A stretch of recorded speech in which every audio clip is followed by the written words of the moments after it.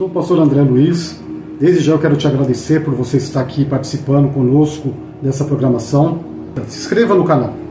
A pergunta que não quer se calar: porque nós temos visto nos dias de hoje tanta gente doente dentro das igrejas? Quantos cristãos doentes dentro da igreja? E Deus me deu uma palavra, e dentro da luz das Escrituras nós vamos entender por que tem acontecido isso.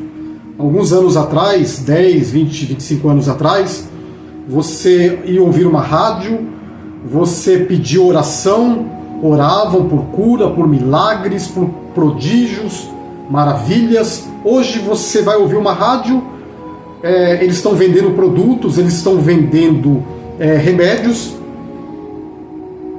Aí a gente vai analisando a que ponto chegou as coisas. Mas na luz da palavra nós vamos entender por que isso tem acontecido. Abra sua Bíblia no livro dos Atos dos Apóstolos, capítulo 4, no verso 32. E era um coração e alma da multidão dos que criam, e ninguém dizia consigo alguma: do que possui era sua própria, mas todas as coisas lhes eram comuns. E os apóstolos davam com grande poder testemunho da ressurreição do Senhor Jesus, e em todos eles havia abundância de graça. Não havia, pois, entre eles necessidade alguma, porque todos os que possuíam herdades ou casas, vendendo-as, trazia o preço do que fora vendido e depositava aos pés dos apóstolos. Era a igreja primitiva, era uma igreja unida, era uma igreja que havia amor no meio dessa igreja. Essa igreja deveria ser um modelo para nós nos dias de hoje. Então eles vendiam as propriedades e eles traziam ali o valor e colocava aos pés dos apóstolos. E ali eles dividiam com o povo. E a palavra está dizendo ali que eles não passavam necessidade nenhuma, porque havia amor, havia união entre eles. Em nome de Jesus Cristo, que você venha entender através da palavra de Deus. Se não houver amor verdadeiro, se não houver liderança fiel, se não houver membros fiéis diante da presença de Deus, não tem como a igreja ser abastada, a igreja ser visitada, a igreja ser vista pela presença de Deus, e a igreja fazer o papel dela, que é amar o seu próximo como a si mesmo. Aqui no capítulo 5 diz assim: mas um certo varão chamado Ananias, com Safira, sua mulher, vendeu uma propriedade e reteve a parte do preço, sabendo também a sua mulher. E levando uma parte, a depositou aos pés dos apóstolos. Disse então Pedro a Ananias: por que encheu Satanás o teu coração para que mentisse ao Espírito Santo? Retiveste parte do preço da herdade, guardando-a, não ficava para ti, vendida, não estava em teu poder? Por que formaste este desígnio em teu coração? Não mentiste aos homens, mas a Deus. Ananias, ouvindo essas palavras, caiu e expirou. Um grande temor veio sobre todos os que isto ouviram. Então esse homem, ele vendeu uma propriedade. Isso era um ato voluntário. E ele falou que vendeu por um valor a propriedade. E ele mentiu. Ele mentiu porque ele queria se aparecer. Eu quero que você entenda por que hoje em dia, muitas das vezes, nós não temos visto no meio da igreja a cura, o milagre, a prosperidade. Sabe por quê? Infelizmente, nesses dias, Ananias, que era um membro da igreja, que era um servo do Senhor, ele deixa o seu coração se encher de vaidade, de engano, e mente, dizendo que era um valor, que ele havia vendido a propriedade, mas na verdade era outro valor. Não tinha necessidade de nada disso. Eu quero dizer para você através dessa palavra, que Pedro disse assim: você não tem mentido para o homem, mas você tem mentido para o próprio Deus. Você tem mentido para o próprio Espírito Santo de Deus. Por que nós temos visto hoje em dia que não há milagres no meio da igreja? Sabe por que não há milagres? Porque muitas das vezes há corrupção no meio dos membros, no meio das lideranças da igreja, no meio da liderança da igreja, porque, infelizmente, os falsos líderes têm servido ao Deus chamado Mamon, ao Deus chamado dinheiro. E quando acontece isso, a corrupção entra, a mentira entra, o engano entra, e Deus, ele não age. Porque o Deus desse século, o Deus chamado Mamon, o Deus chamado dinheiro, tem entrado no coração dos homens, tem entrado no coração das falsas lideranças. O Deus do D minúsculo, o Deus do dinheiro, o Deus chamado dinheiro. A corrupção entra, a mentira entra, o egoísmo entra, e a pessoa, ela passa a pensar só nela, a pensar só no seu bem-estar, e não cumpre o objetivo de Deus, a vontade de Deus, que é nós, a igreja, ser abençoada. Eu não sou contra a prosperidade, eu não sou contra, aleluia, um líder, ele ser próspero, mas a igreja também tem que ser próspera, tem que ser dividido aquilo que é trazido, aleluia, na presença de Deus, diante do altar de Deus. Por isso que nós temos visto nos dias de hoje o que tem acontecido. Eu não sou contra os dízimos, eu não sou contra as ofertas, aleluia. Não vem falar para mim que dízimo é só no Antigo Testamento, para os levitas. Isso é conversa. Abraão ofereceu o dízimo para Melquisedeque, não havia nem lei ainda. Ele ofereceu o dízimo para o rei de Salém, que para mim é a figura do próprio Cristo.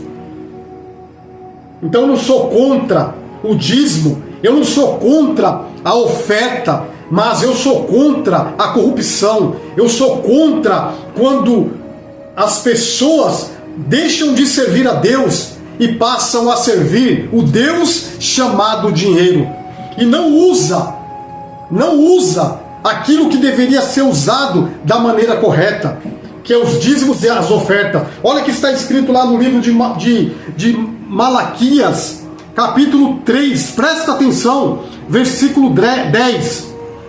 Trazei todos os dízimos à casa do tesouro, para que haja mantimento na minha casa, e depois fazei prova de mim, diz o Senhor dos Exércitos, se eu não vos abrir as janelas dos céus, e não derramar sobre vós uma bênção tal, que dela vos advenha a maior abastança.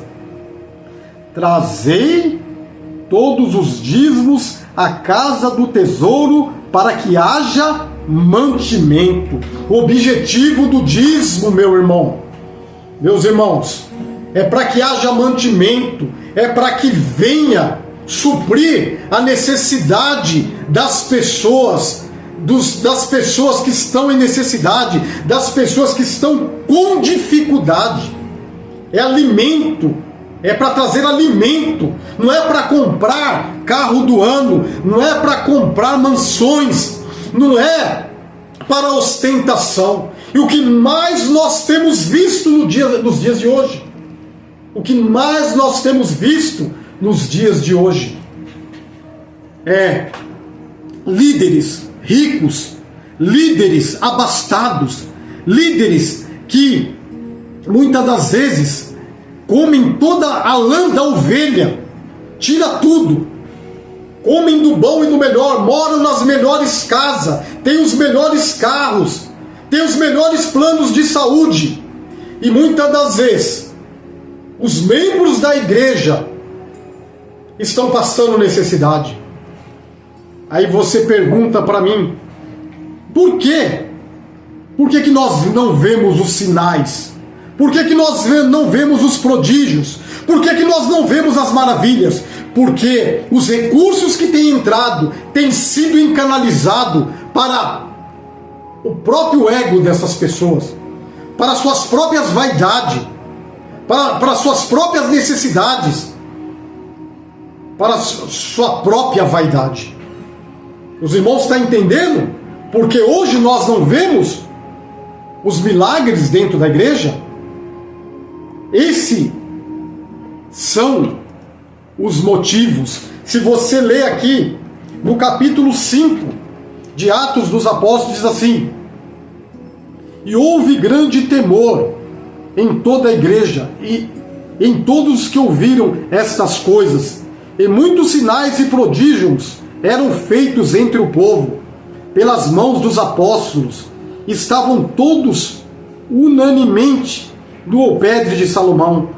Quanto aos outros, ninguém ousava ajuntar-se com eles, mas o povo tinha em grande estima, e a multidão dos que criam no Senhor, tanto homens como mulheres, crescia cada vez mais, de sorte que transportavam os enfermos para as ruas e os punham em leitos, em camilhas, para que ao menos a sombra de Pedro, quando este passasse, cobrisse algum deles.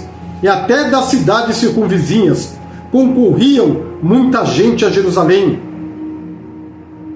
conduzindo os enfermos e atormentados de espíritos imundos, os quais todos eram curados. Então nós vemos, irmãos, aleluia, diz que pessoas faziam filas ali diante, aleluia, da igreja, diante do pátio, para que quando Pedro passasse, até a sombra de Pedro curava. E hoje nós vemos quantas pessoas doentes dentro da igreja, quantas pessoas enfermas dentro das igrejas, quantas pessoas oprimidas dentro da igreja, porque infelizmente há corruptos, infelizmente a liderança egoísta, a liderança que tem usado dos recursos da igreja para benefício próprio. Mas eu digo para você, através dessa palavra, Deus vai limpar. Deus vai limpar, porque o julgamento começa por dentro da casa do Senhor primeiramente. Deus vai tirar essa sujeira. Deus vai tirar esses carniceiros. Deus vai tirar esses lobos vestidos de ovelha, esses cães raivosos, esses cães, aleluia, esses abutres que ficam em cima da carniça. Por isso que nós temos visto tanta dificuldade de cura, de milagre, de libertação. Porque, aleluia, Deus, muitas das vezes, irmãos, tem visto tudo isso. E Deus está longe desses lugares. Deus está longe desses homens. Deus está longe desses altares. Porque eles estão usando o altar, aleluia, como se fosse próprio deles. E não tem feito aquilo que é para ser feito. A igreja modelo é a igreja primitiva. É a igreja do Novo Testamento, dos primeiros cristãos. Então que você venha meditar nessa palavra, guardar essa palavra no teu coração e venha fazer a diferença, irmão. E venha fazer a diferença. Em nome de Jesus Cristo. Em nome de Jesus Cristo. Porque se nós pensarmos só em nós, se nós pensarmos só no nosso umbigo, se nós pensarmos só na nossa família, que evangelho que é esse? Que Deus que é esse? Esse Deus, sabe como ele se chama? Mamon. Sabe quem é esse Deus? É o dinheiro. É esse Deus que esses homens têm servido. Mas Deus chama eu e você para servir o único Deus, Jesus Cristo, aquele que deu sua vida por nós, aquele que diz para nós amarmos o nosso próximo como a nós mesmos, aquele que diz que nós devemos ajudar os outros, que devemos, em nome de Jesus Cristo, se ver o nosso irmão em necessidade, apoiar, abençoar, orar. É isso que Deus quer. Fique com essa palavra, guarde essa palavra no teu coração e faça a tua parte, em nome do Senhor Jesus. Que Deus te abençoe.